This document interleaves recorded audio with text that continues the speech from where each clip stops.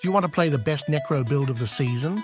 One that's topping the leaderboards and dealing trillions upon trillions of damage? That's also fast, with screen-wide clears, that shits on its enemies with giant poop waves? Of course you do, you dirty dog. This is Poop Wave, Blood Wave 2.0. Because if you've played Blood Wave before, then this is the upgraded version. It's faster, it's more fun, and it's way easier to play. Say goodbye to picking up a bunch of blood orbs and say hello to your sanity and farming pit 100s again. Lord X Sora has been playing and optimizing this build for season after season. And yes, I checked, he hasn't appeared to have gone insane just yet. What he has done, though, is make the build the best it can be. Let's get right to it and check out how he's made the build work. For starters, overpowers can suck a schlong, in terms of damage that is. Because here, we're going all in on the damage over time of Blood Wave via its ultimate shadow aspect instead. Slapping this one a two-hander, you're getting a flat 70,000 base damage from this aspect alone each time you cast a Blood Wave. And how do we scale this thing? Well, it so happens this is not entirely obvious, but Sora has done all the heavy lifting here. For example, one of the uniques you're looking for is the Keseme's Pantaloonie. Slapping this on not only sorts out your cooldown reduction for Blood Wave, but it also doubles your damage. Because yes, the double damage here works with the ultimate shadow aspect. This is one of our most important multipliers. Other than that, though, we do what we typically do with shadow over time builds. We stack shadow over time damage that is exactly as you would with Blight, for example. They all go directly into the ultimate shadow aspect. Great, huh? Damn right. Now to reset the cooldown of your Blood Wave, we talked about Keseme's Pantaloonies to reset its cooldown. But there are more ways. For example, we're obviously slapping on cooldown reduction everywhere, but perhaps more importantly, we use the Fast Blood aspect. Having this on, we'll instantly reset the remaining cooldown simply by grabbing some blood orbs, and this is done basically automatically. If you remember picking up a bunch of them previous seasons, you don't need to do that, because we only did that to utilize one of our key passives. Rather, this is now just a quick solution to your cooldown reduction. And when pit pushing, we're not even doing that because we can rely completely on Decrepify instead. Alright, and with that I think we're ready to check out the gear and aspects needed to get the build online. What do you say? Are you ready? No? Well, take this then, should wake you up. Starting us right off, we have a mythic and a non-mythic version. Ideally, you'd find Perdition and Shroud of False Death, but they are not mandatory. For the non-mythic version, you'd go for the Embalmer aspect. This is a massive quality of life when it comes to resetting your Blood Wave cooldown, especially early game before you get that cooldown down real low. And not only that, but you can also slap on a cooldown reduction roll to help you out even more.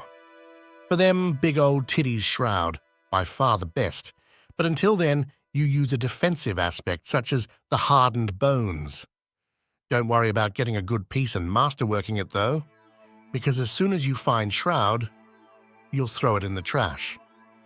When it comes to the gloves, we finally start putting some good stuff together, because another great benefit of rolling this build is that you don't have to worry about attack speed nor crit chance. Rather, you can stack that max life up to face tank everything in the game no problemo, and get some huge additive damage multipliers instead. Now, attack speed is not all too useless though, and if you want a small quality of life, then you can indeed grab it, as it will allow you to spam some additional skills in between Blood Waves. For aspect, the Tidal Wave aspect is still the GOAT, substantially increasing the amount of Blood Waves you're pumping out. Next, Keseme's Pantaloonies.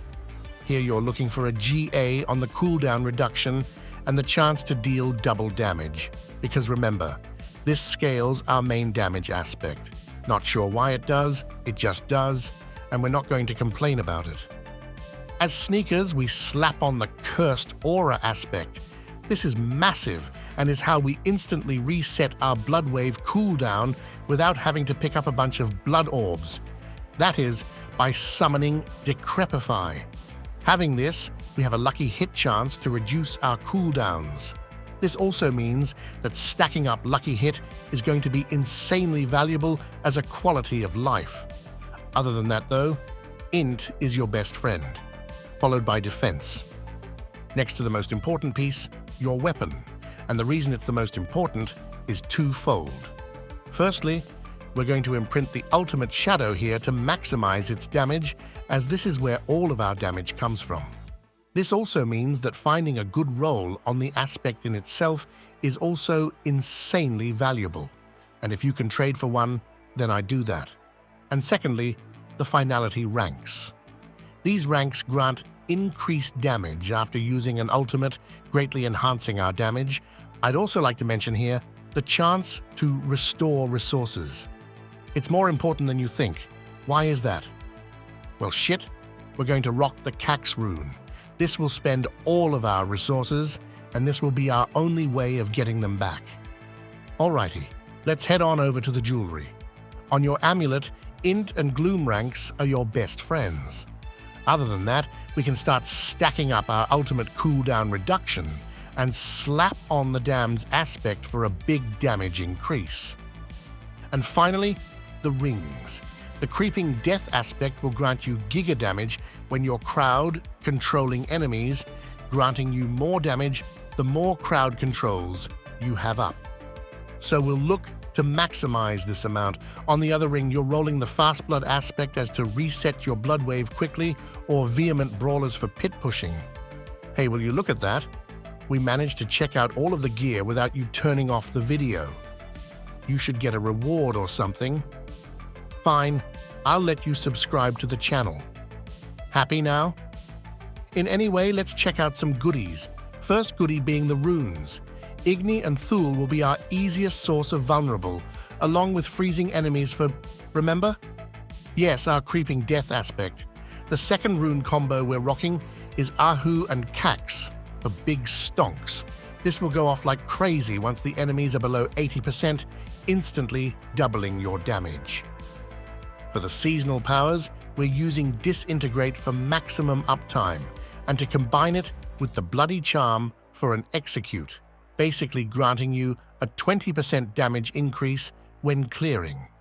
We combine that with the Fractured Core to remove resistance auras, and Tranquil Stone for a much-needed unstoppable as we can't get it elsewhere, and finally, the Glacial Nimbus. Mr. Big Penis Man, but we're using shadow damage in this guide? Yeah, well, doesn't matter. We use this for the chill, as this will grant us yet another multiplier for the creeping death aspect. Pretty clever. And finally, the jewelry.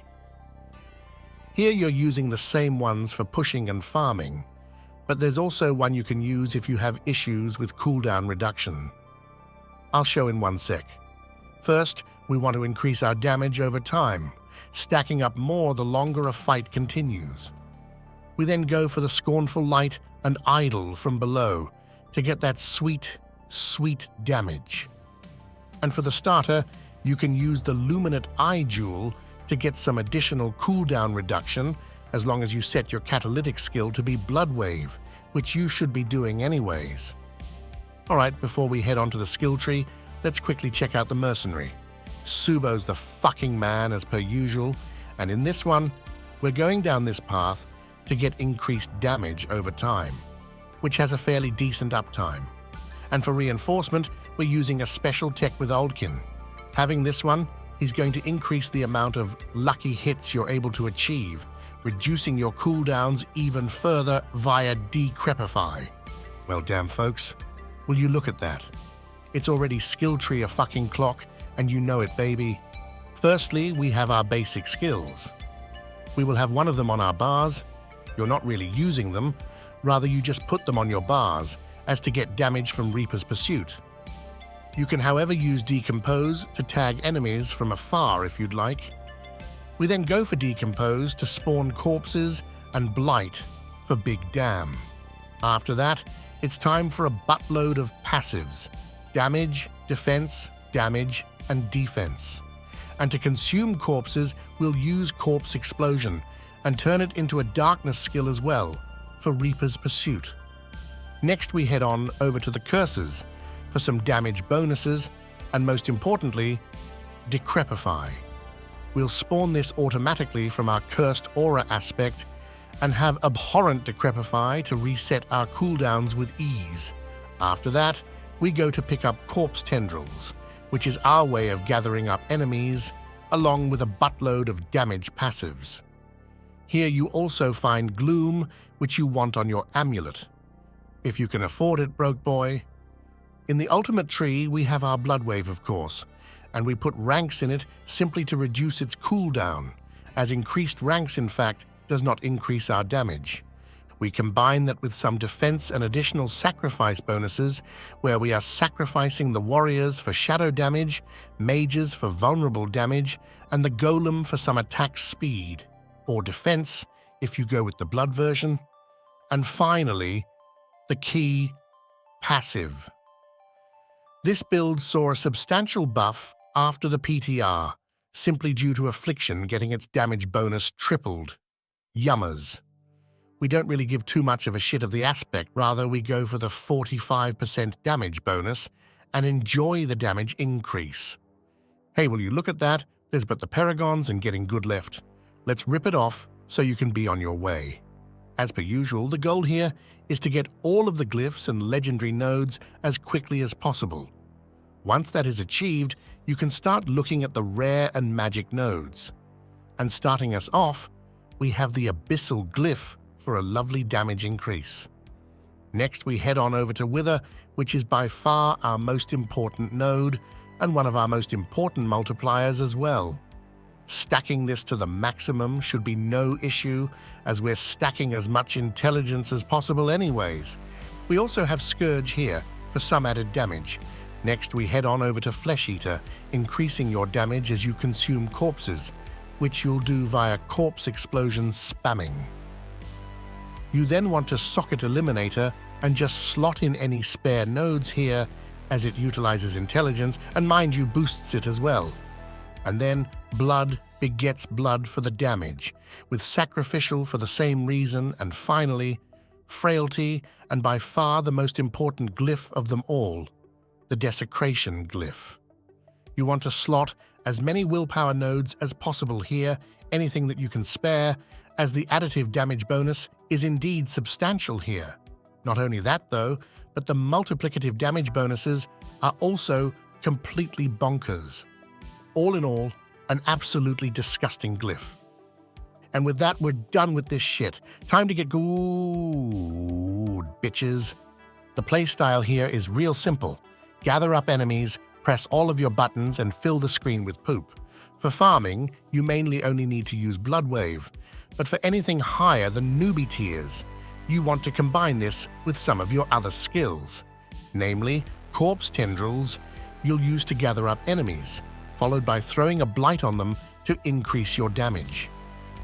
Once that is done, you start busting out blood waves, and while they're on a cooldown, you spam Corpse Explosion to consume corpses. You then just repeat until they're all dead. Continue running, enjoy the build, and make sure to drop a sub to me and Sora. Finally, a quick reminder that the Crimson Market is giving away this banger PC. It's free to enter as long as you use my link in the description. Don't miss out on this one, because you'll have to wait another month for the next giveaway. With that, see you later, friends.